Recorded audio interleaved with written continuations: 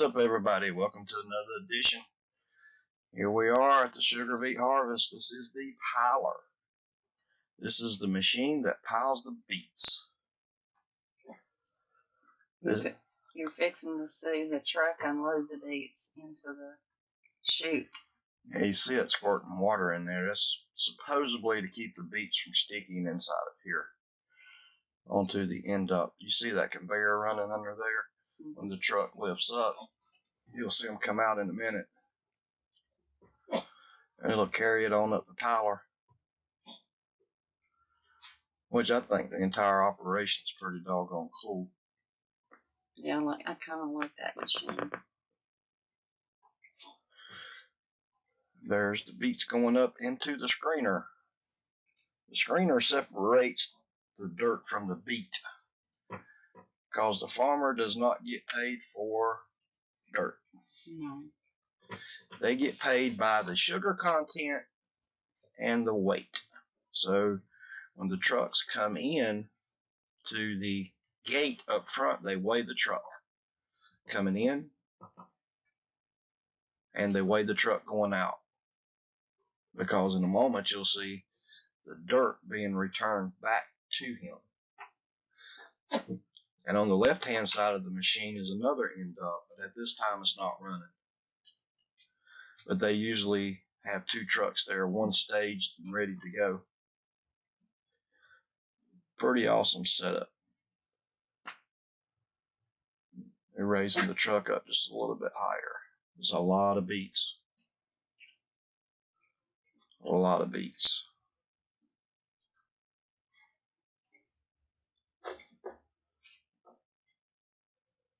And that's the reason, up front, whenever they give us that little sample ticket, that's where they can take a sample out of this farmer's yard or field to determine his sugar content. There's the controls for the machine, which is just start and stop buttons and hydraulics for running the conveyors and lifting up the end dump. And there's the boom. Once it comes out of the screener, it goes up this. There's Ryan. I'm Ryan. Good guy. Man, I really enjoyed working with Ryan. Yeah, he's a lot of fun. A lot of fun. I like Ryan too. I hope you get to work with him next year. You're a good guy, Ryan. Appreciate you, man. And over there was another machine working now. There's Brenda. She is getting ready to get a sample out of this truck. The beets come down this chute into a bag. It was so noisy there, and it was kind of hard to move around. I scared I was going to get run over by a truck. There's Brenda motioning the truck in, and what are you doing? Emptying the dirt back into the truck. Yep. The farmers have to take their dirt back. They have to take the dirt back to the field. On their way out, the truck is weighed, so they know the difference. Which I'm sure they appreciate that dirt back, because they put it back out in the fields. They do put it back in the field. I'm sure they want less dirt. Paychecks are smaller. Yeah. That is the end dump, and that's the scoop doors. After the truck pulls out, of course, some of the beets are laying around, and the scoop doors are a new added feature. You used to have to shovel them onto the conveyor. Now the scoop doors just scoop them up. And that's where the truck pulls in, right there. That's called the end dump. There's one on each side of this machine. It's me pointing at it. They drive right up through there. And there's Sophie in the background, everybody. She wants to be a part of this too.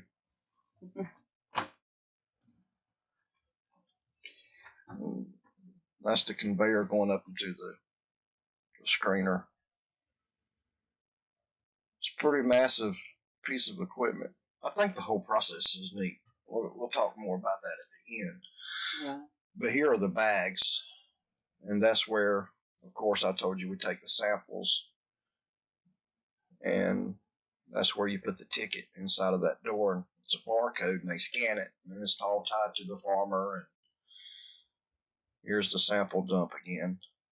It's empty. There's no beets coming through. I was just showing the process. They come down this tube with a rage, don't they? Yes, I do. About knock the beets. I accidentally hit the wrong button. Instead of the dirt return, I hit that button. I'm telling you, you want a bag underneath there when you push that button. Those things that hit you, knock you out. But that's the boom, and the boom swings left to right, and they have a certain way they want to pile the beets. And that was basically my job, was running the boom. It's actually an easy job. I like it. I had a lot of fun doing it. It's just long hours. It's the long hours and being in the elements, but we're going to do another video after this talking about our experiences. Now, this is looking at the pile. That's how many beets we put on the ground. This was probably, I'm trying to think, this was about 6 days worth of work. And that's 2 12-hour shifts. They sure do look pretty now. Yeah, at the end of the video, you'll see. They look nice. I take some aerial shots, and the whole process to me was neat. There's the dirt return. That was Brenda's job, mainly taking the samples and putting that dirt back in the truck.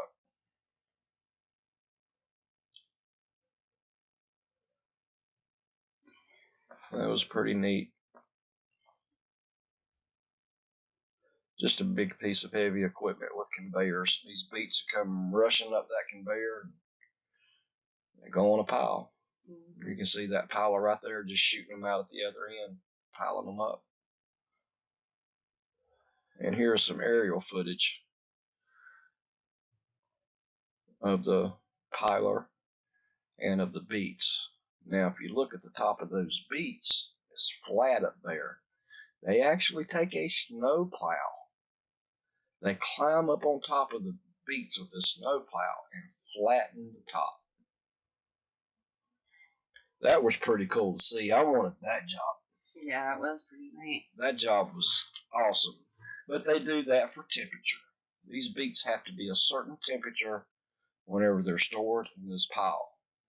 I'll give you some numbers. However, I could be off a few degrees, but basically, from in a 26-foot pile, they want to be no hotter than 55 degrees to around 30 degrees. They don't want to be frozen, nor do they want it hot. And by piling them up like this, they kind of insulate themselves. That's why they're so critical about storing these things. And that's why they're in North Dakota. Did you mention those thermometers?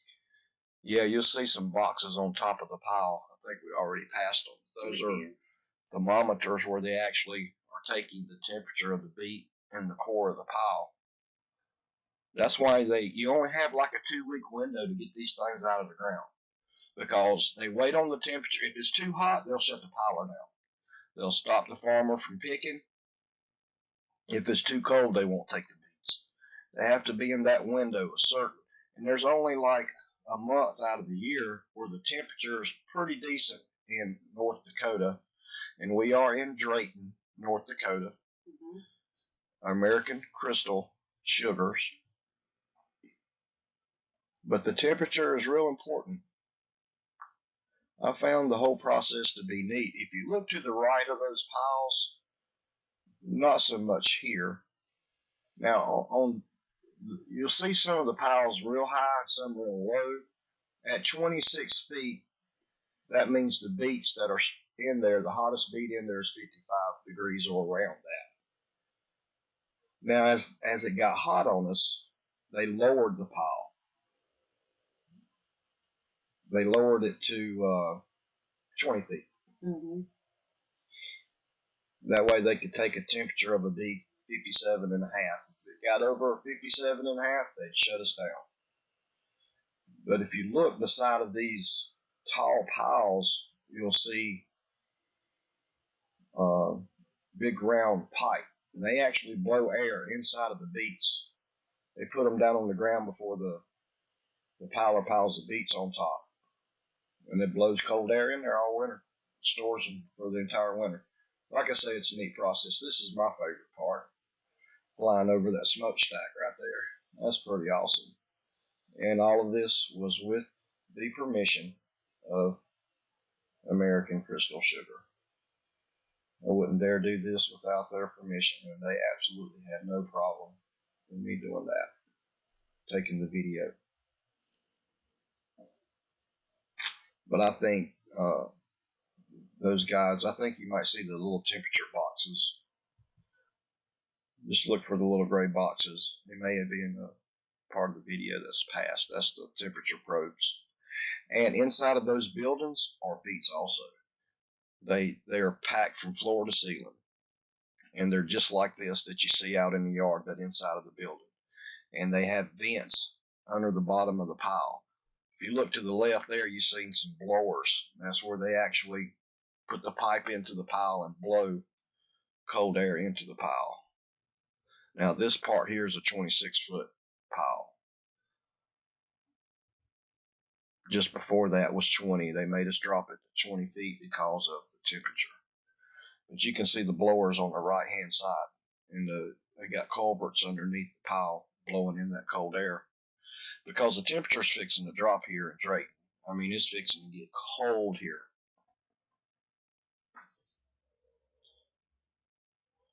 And at the end, we pitched these back up on the pile that got off to the sides. Sometimes the beets roll over too far. They didn't like them being in the ditches or real too close to the fan.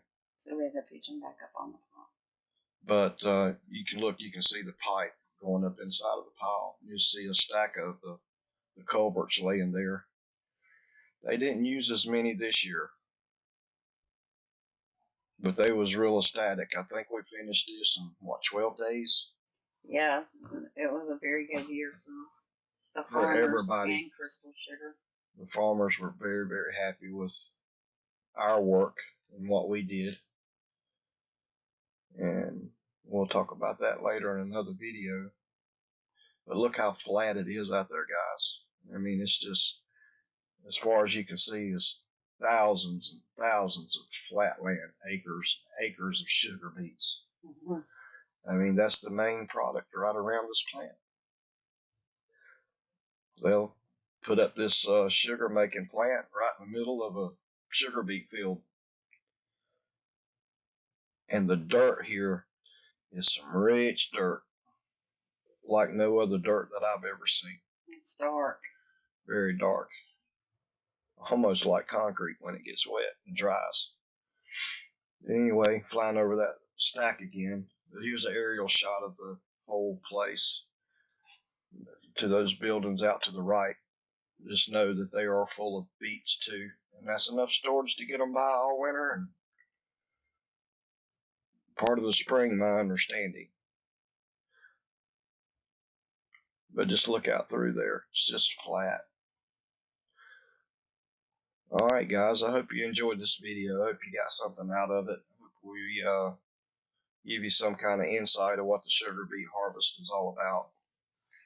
It is a pretty cool operation. And I will tell you, with as much as going on, they really have their act together. I mean, everything just flows. It's amazing that how things went. But we're coming up on the end of the video, guys. Please like, share, subscribe. Let us know in the comments what you think.